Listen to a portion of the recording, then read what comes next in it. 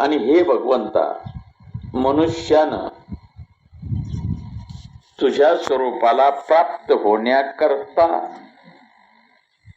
काय करावं, मरण समयी तुझ्या ठिकाणी मुक्ती प्राप्त होण्याकरिता काय करावं, हा शेवटचा आणि 8वा प्रश्न अर्जुनाने भगवंताला विचारला. तो याच अध्यायात. सुरुवातीचे जे 7 प्रश्न आहेत, किम तद्ब्रह्म, किम अध्यात्म, किम कर्म पुरुषोत्तम, की कर्म कोणतं आहे, मनुष्याने कसं वागावं, अध्यात्म काय आहे, आदिदैव कोणतं आहे, आदियज्ञ कोणता आहे, सर्वच प्रश्नाची उत्तर आणि त्याचं संदर्भासह स्पष्टीकरण जर करायचं म्हटलं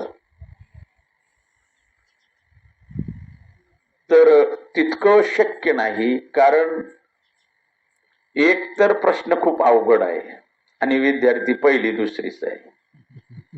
बरोबर आहे का नाही?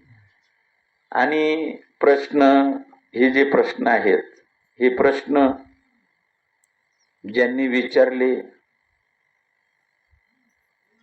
जे अर्जुनाने विचारले, अर्जुन काय साधा शिष्य नव्हता, PhD झालेला होता.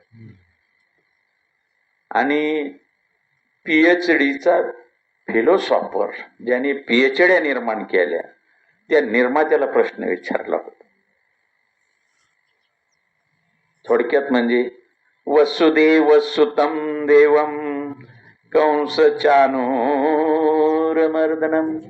देवकी परमानंदनम कृष्णम वंदे जगद्गुरुम, जगाचा जगद्गुरु. हो, म्हणजे हा प्रश्न विचारणाराही साधा नव्हता आणि त्याने ज्याला विचारलं तोही साधा नव्हता, तोही किरकोळ नव्हता.